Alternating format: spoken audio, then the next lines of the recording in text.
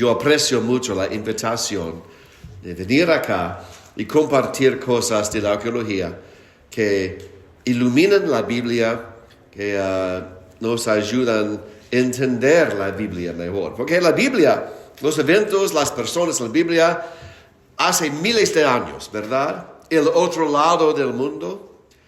Vivimos en el año 2024 en las Américas y estos dos continentes, Norteamérica, Sudamérica. El mundo no sabía nada de estas tierras hace 2,000, 3,000, 4,000 años. Y para entender la Biblia en el contexto original, la cultura original, a veces es difícil porque vivimos en otra época, en el otro lado del mundo. La arqueología es como una puente para conectarnos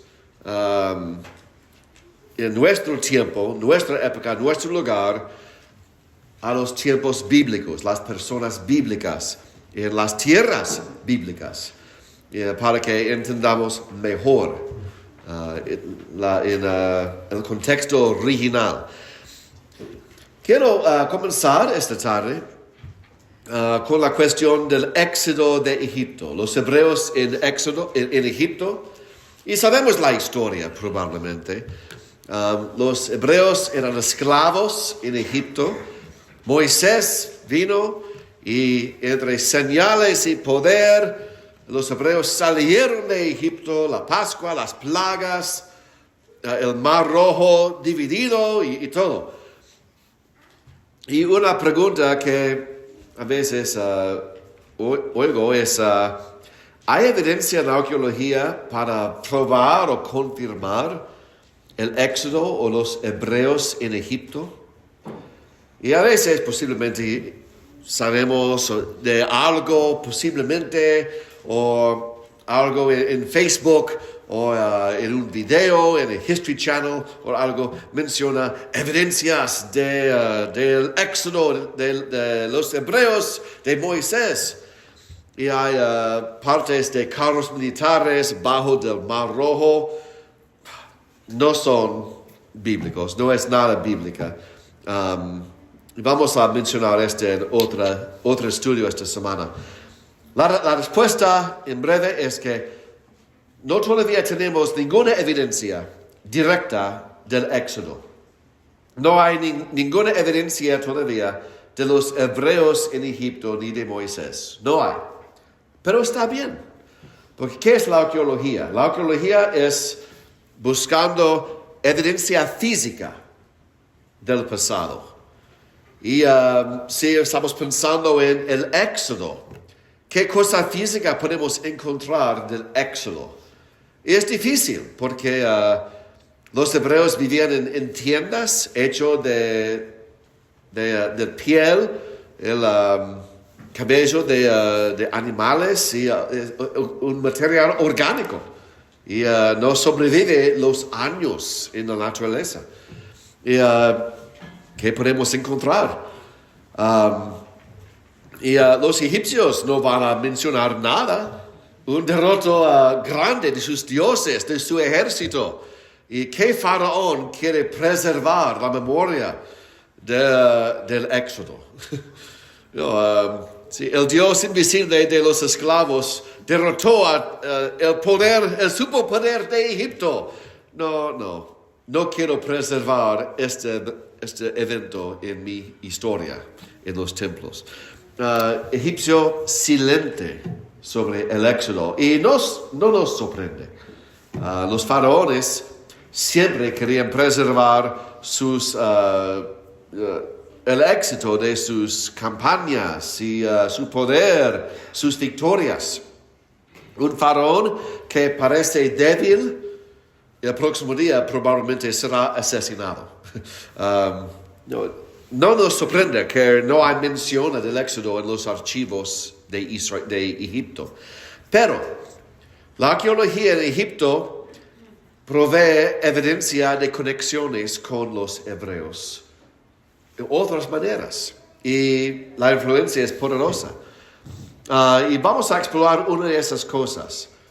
Porque Otra vez, como discutimos esta mañana, buscamos los descubrimientos grandes, pero a veces los descubrimientos más importantes son los pequeños. Tienen más influencia, más realidad. Vamos a explorar Egipto y la Biblia. Los pirámides no construyeron por los hebreos. Esos existían antes de Abraham. No es bíblico. Es bíblico, pero no aparecen en la Biblia. Pero son tumbas, no son granjeros. Tumbas de los faraones antes de Abraham. Vamos a visitar una ciudad que se llama Luxor. En la Biblia, Tebas. Era la capital de Egipto por cientos de años. La capital ha movido a veces en la historia de Egipto.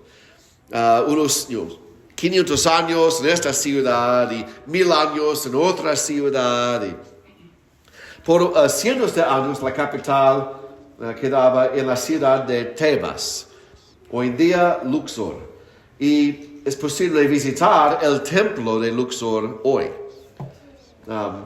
Y hay una conexión bíblica acá. Porque el templo es bonito por la noche, pero Tebas fue la capital de Egipto durante el tiempo de Moisés. En esos siglos, la capital, Tebas. Este templo, el templo principal en la época de Moisés. Y el función, el propósito de estos templos, sí, la adoración, pero más que la adoración. En los tiempos antiguos, los templos también eran universidades, colegios para los nobles y la familia real. La familia de los faraones, la familia de los sacerdotes, la familia de los ricos, los nobles, los gobernadores. Los niños de esas familias recibieron su educación en los templos. Y este templo, el templo en la capital, durante la época de Moisés. ¿Qué sabemos de Moisés en la Biblia? Adoptado, ¿qué familia en Egipto?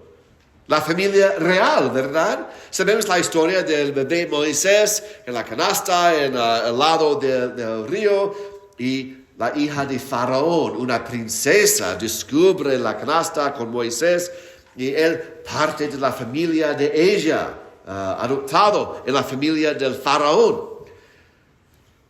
También en la Biblia, en Hechos 7, Esteban, en su predicación, en Hechos 7, 22, menciona que Moisés fue instruido en toda la sabiduría de los egipcios. Pensamos en esto. Pensando en esto, Moisés, miembro de la familia de Faraón, la capital, el templo, educado en la sabiduría, la instrucción de los egipcios. ¿Dónde fue educado Moisés? ¿En este templo? Sí. Estamos en el colegio de Moisés, su colegio.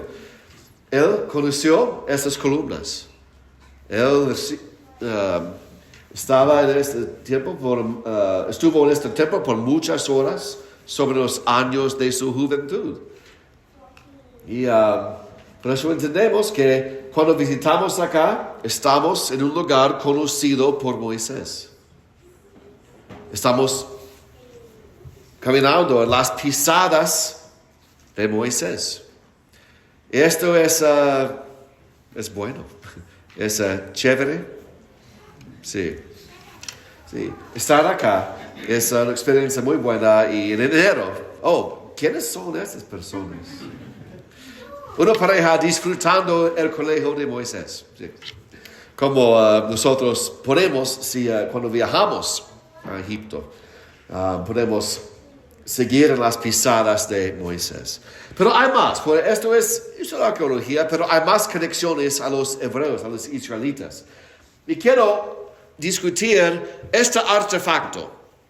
Se llama la paleta de Narmer. Narmer era un faraón de Egipto, un faraón antes de Abraham, antes de Moisés, antes de Abraham, un faraón muy temprano. Ese artefacto es importante porque es el primer ejemplo de muchos conceptos en el arte de Egipto. El faraón siempre es más grande en el arte que las otras personas y hay dimensiones y todo. Y esto es el primer ejemplo de faraón grande, sus siervos, sus soldados, otros pequeños. Y hay un porcentaje y todo establecido en este tiempo. Este artefacto es el primero que tenemos, que muestra estos conceptos. Pero hay más que la historia del arte. Hay una conexión bíblica en este artefacto. Vemos el faraón Narmer, el hombre grande, el faraón. Vemos una arma en su mano derecha. Y hay otro hombre postrado delante de él. Él va a matar. El otro hombre es un enemigo, un rey, enemigo de Faraón. Vemos un ave también. El ave es curioso. Poco más cerca. Podemos ver, el ave es un falcón. ¿Halcón? ¿Halcón? Sí. En Egipto antiguo, un dios, Horus, se llama Horus, representado como un halcón. Es un dios, el ave es un dios de Egipto, Horus, presentando otro rey, enemigo, como una planta. Es extraño, yo sé, es Egipto, hace miles de años. Extraño, pero los egipcios tenían poder y si alguien es poderoso, pueden hacer lo que quieren. Un amigo como una planta, bien, puedo aceptar esto. Pero vemos más en esta imagen, ¿quién es ese muchacho? ¿Es un siervo o posiblemente un sacerdote? No es faraón, por eso es, la presentación, él es pequeño al lado del faraón. Pero él tiene algo en su mano izquierda. ¿Qué es? ¿Qué es eso? ¿Qué es esto, Héctor? Son las sandalias del faraón. Mira, los pies del faraón, él tiene sus zapatos, sus sandalias en los pies. No. Y el artista decidió representar todos los detalles. Cada detalle es una escogencia intencional. ¿Por qué mostrar faraón sin sandalias y el siervo con las sandalias en la mano? ¿Por qué hacer esto? Es un detalle interesante. ¿Por qué diseñar la paleta así? Es curioso, las sandalias. Y más detalle. Mira los detalles en las sandalias. Hay mucho detalle en las sandalias.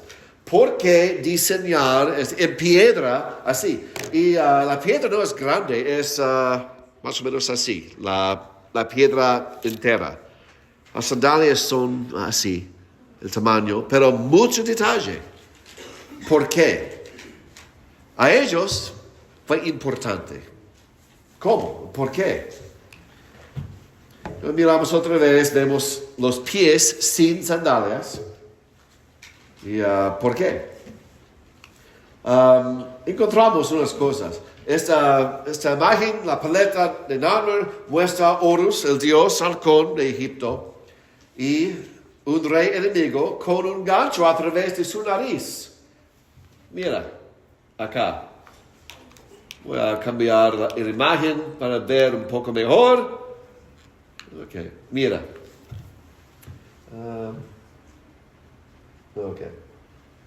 Estoy tratando de hacerlo más grande. Está bien. Pero el rey enemigo en la planta tiene esto por su nariz. ¿Por qué?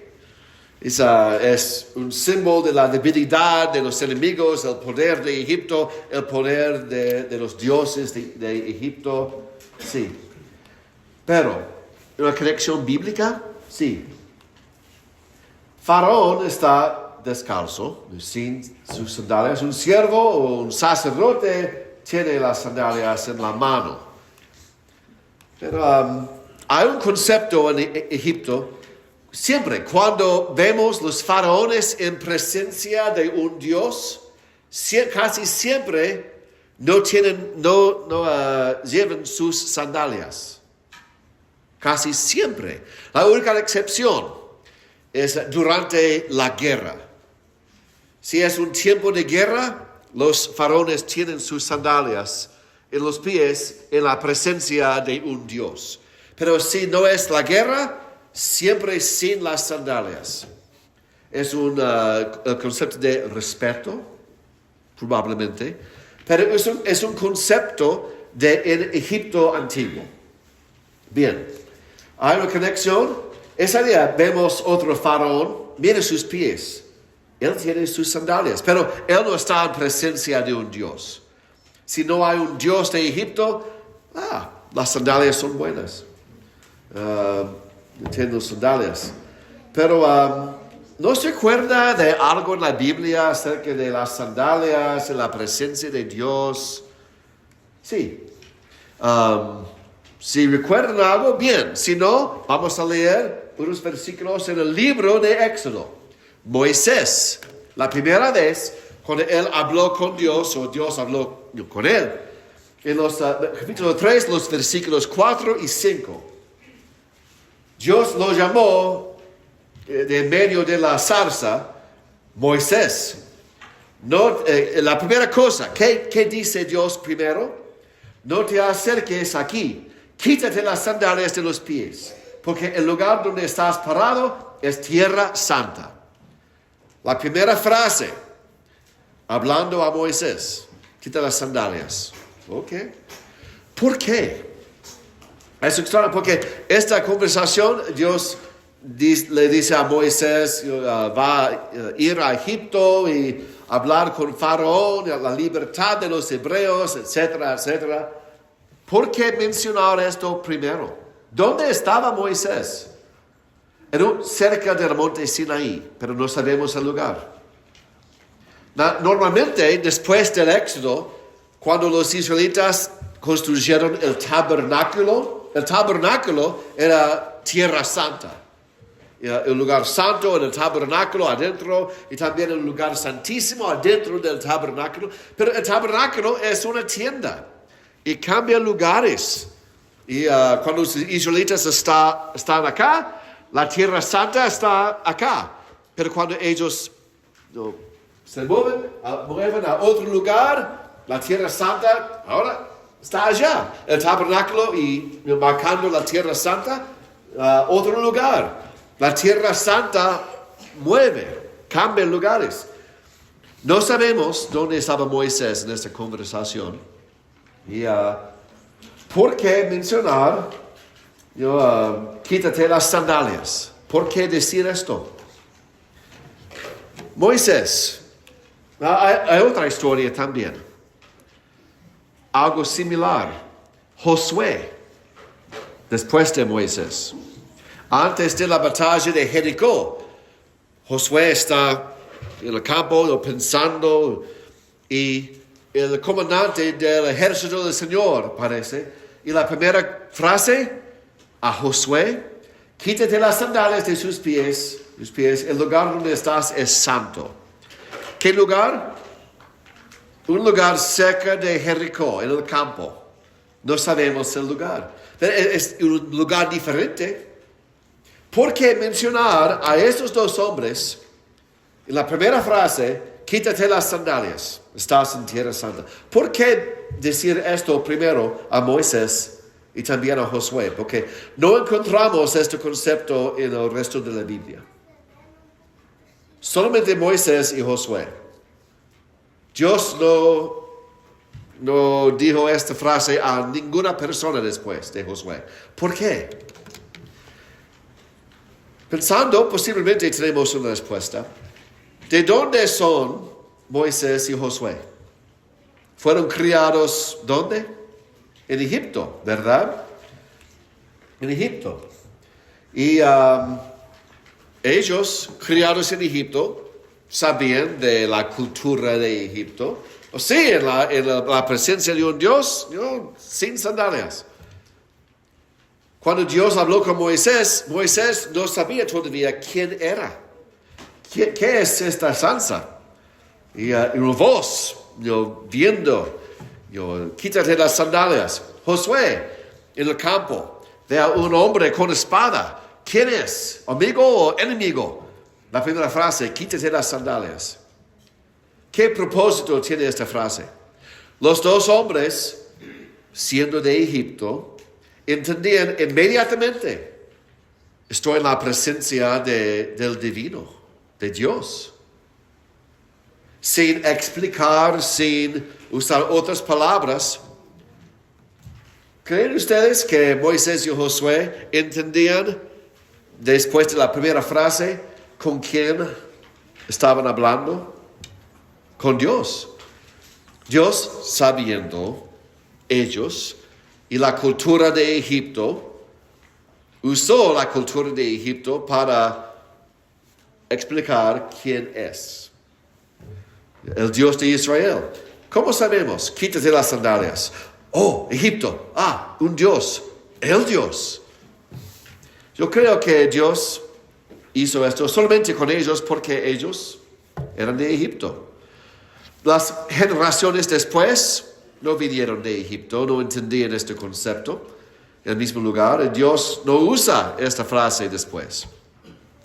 Dios usa la cultura de Egipto para comunicar quién es el Dios, quién habla contigo. Y comunicó esto por esta frase.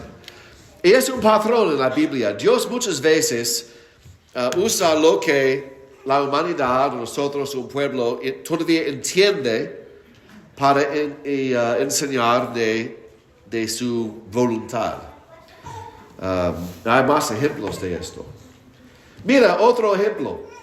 En el monte Sinaí, Israel recibió la ley y instrucciones cómo construir una tienda, el tabernáculo.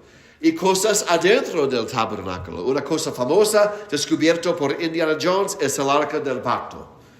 Y hay instrucciones acerca del arca en Éxodo capítulo 25. En el versículo 10, Dios dice a los israelitas, harán un arca de madera, de acacia, un tipo de madera. La revestirás de oro puro, por dentro, por fuera, la revestirás. Una caja de madera recubierto con oro. Bien, y un dibujo de esta idea. Cuando Dios les dijo, harán un arca.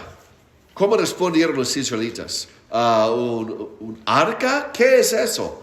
No sé qué es un arca de madera. No puedo imaginar de lo que hablas, Señor. Ellos entendieron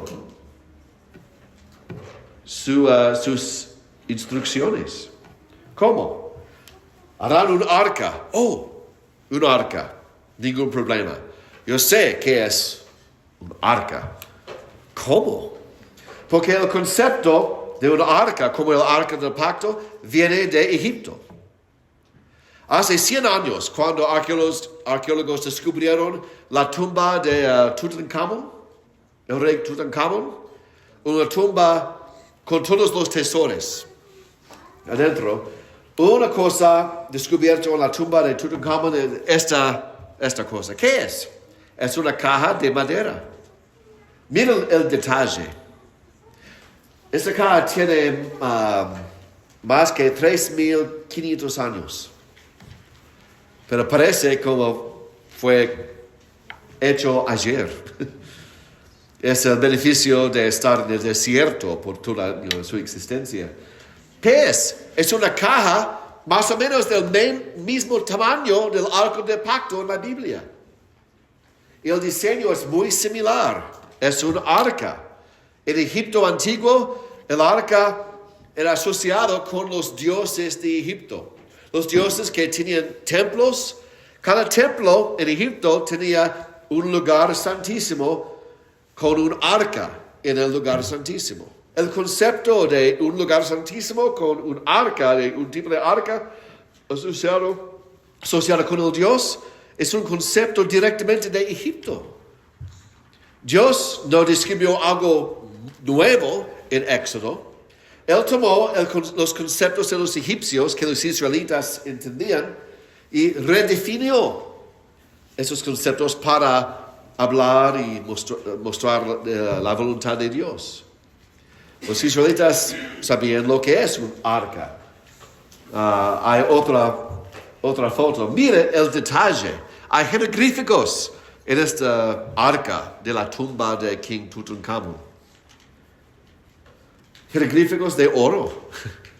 El detalle es perfecto. Y aquí otro arca, con el dios Anubis, un dios de Egipto. Anubis, el perro. Y mira, el diseño es muy similar al arca del pacto y recubierto con oro. Los egipcios sabían cómo cubrir un arca de madera, una caja de madera, con oro puro. Ellos entendían, los hebreos, unos de los hebreos también fueron entrenados en cómo hacer esto. Otro ejemplo de la tumba de King Tutankamón. Una caja de madera recubierto con oro. Fuera y dentro también. Y mira, hay diseños, hay arte en el exterior de esta caja de madera. Los egipcios sabían cómo hacer esto. Y cuando los hebreos de Egipto recibieron instrucciones de hacer la misma cosa, ellos entendían cómo hacerlo.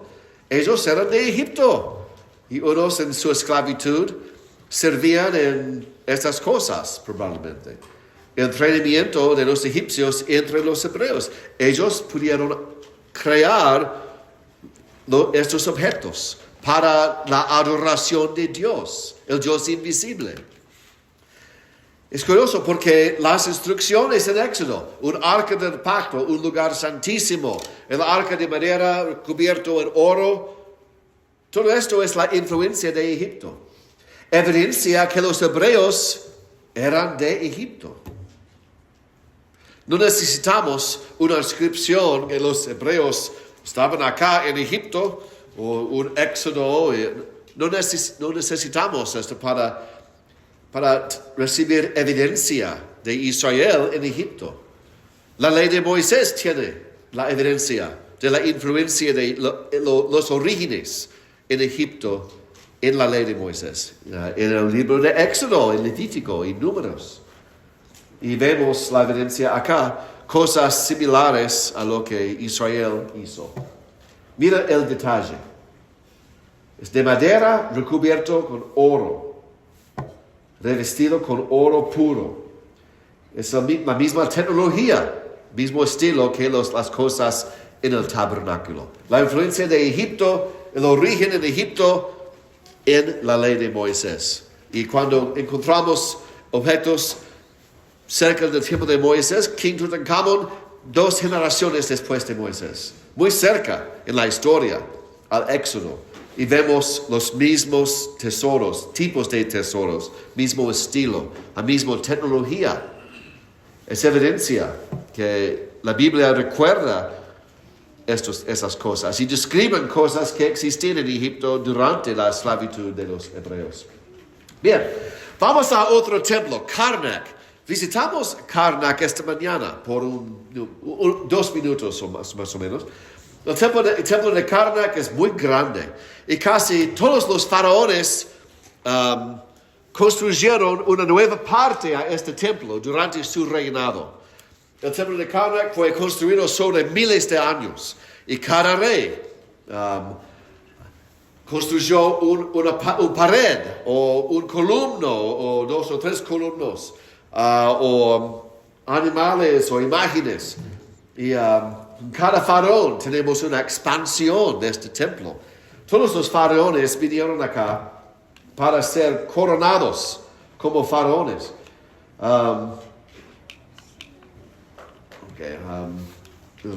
Cambió. El concepto, lo siento, el orden cambió un poquito, pero está bien. La idea de usando los conceptos de Egipto vemos para hablar o adorar a Dios.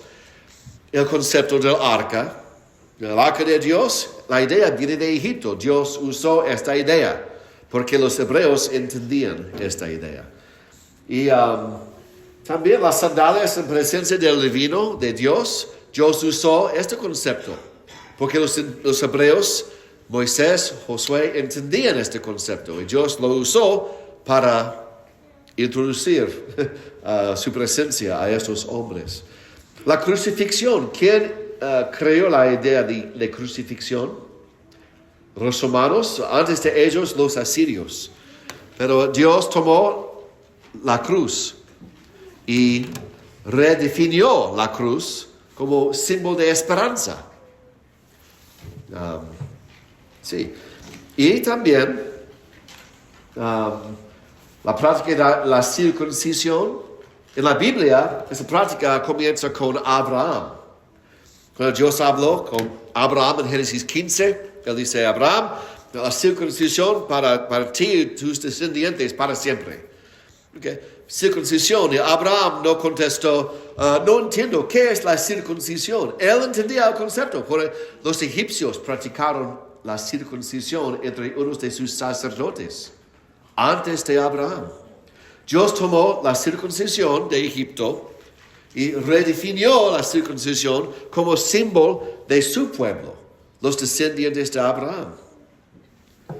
La idea, Egipto practicó la circuncisión con unos de sus sacerdotes. Posiblemente el mensaje es, los descendientes de Abraham, todos son sacerdotes de Dios. Todo el pueblo de Dios, sacerdotes. La circuncisión, el mensaje en esta idea, posiblemente. Hay muchos ejemplos de Egipto en la Biblia, entre los hebreos, y hay 3 ejemplos acá. Pero vamos a Karnak de nuevo. Esta piscina, este lago era el lago sagrado en el templo de Karnak. Todos los faraones fueron coronados acá en este lago. Un ceremonio para hacer el nuevo faraón. El ceremonio pasó acá en este lago. Todos los faraones, Tutankamón, Ramsés, etcétera, etcétera, etcétera. Todo el mundo vino acá para ser coronado como faraón sobre Egipto. Y una parte del templo tiene muchos columnos de piedra con jeroglíficos.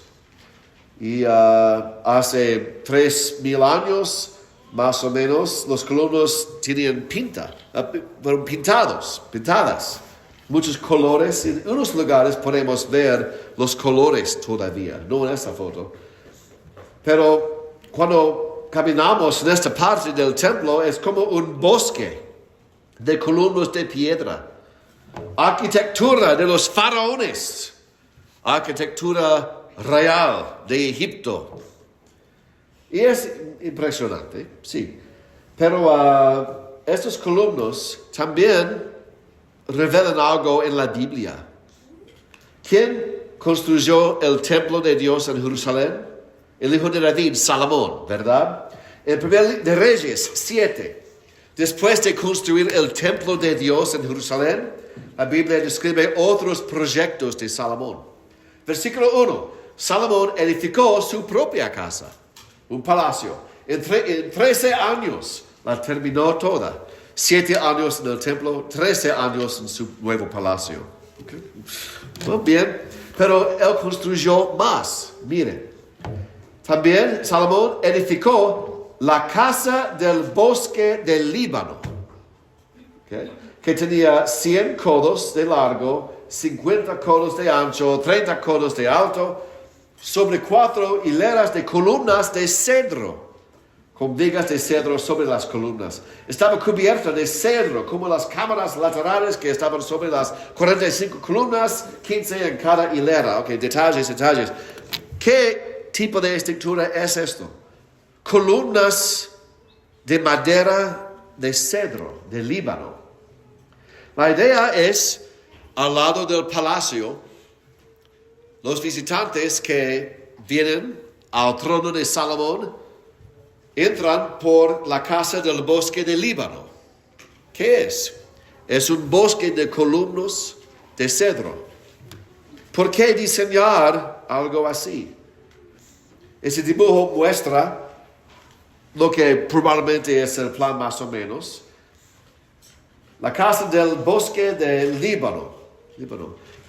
Vemos los columnas.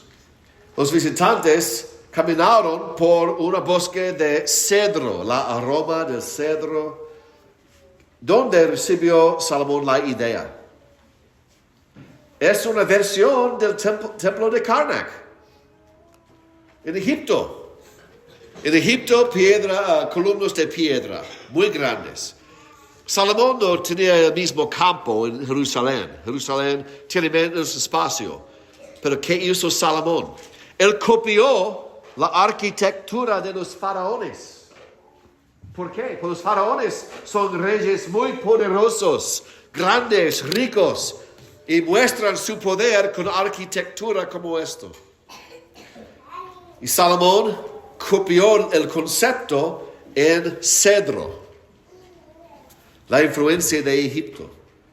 ¿Cómo edificar como un rey importante? ¿Qué arquitectura tenemos? Porque Israel, una nación de tribus, de tiendas, y no tienen una cultura de arquitectura todavía. En el tiempo de Salomón, Salomón es el primer rey que construyó muchas cosas grandes.